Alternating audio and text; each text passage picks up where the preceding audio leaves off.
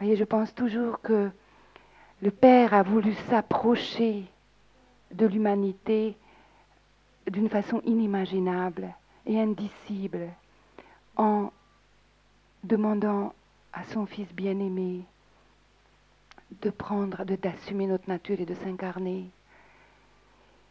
Et il a voulu entrer dans notre cœur, voler notre cœur, en lui donnant une mère, parce que le visage de Marie, dans son infinie douceur, est le visage du Père, et le cœur de Marie, le cœur infiniment tendre de Marie, qui est immaculé pour que nous ayons une mère dont on est sûr qu'elle ne nous rejettera jamais.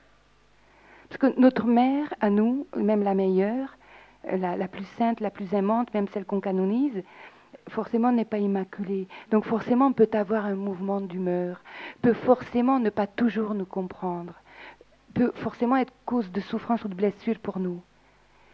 Pour nous, Dieu a voulu que Marie soit immaculée. C'est pour qu'on dise que ma maman à moi, alors je suis sûre, elle ne peut qu'aimer, aussi sale que je sois. Parce qu'on a cette tentation. Hein. Quand on a mon âge, on a entendu beaucoup de confidences et on peut dire que c'est au fond ce qui vous revient le plus souvent, hein, les jeunes. C'est est-ce que Marie, du fait qu'elle est immaculée, est-ce qu'elle peut me comprendre? Mais est-ce qu'elle n'est pas un peu dégoûtée de moi après tout ce que j'ai fait? Mais beaucoup moins.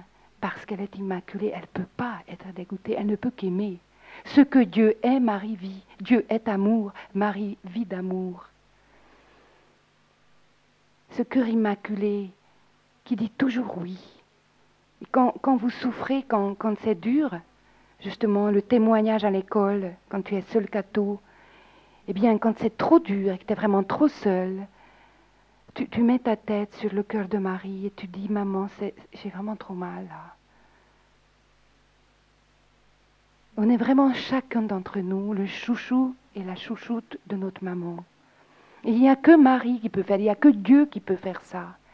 Voyez quel est le mal de notre cœur à chacun, et surtout le cœur des jeunes. Qu'est-ce qui est terrible dedans? C'est quand vous donnez votre cœur à quelqu'un et que vous avez l'impression que ce garçon ou que cette fille, ou ce prof, enfin j'en sais rien, il aime quelqu'un plus que vous, alors que vous l'avez choisi.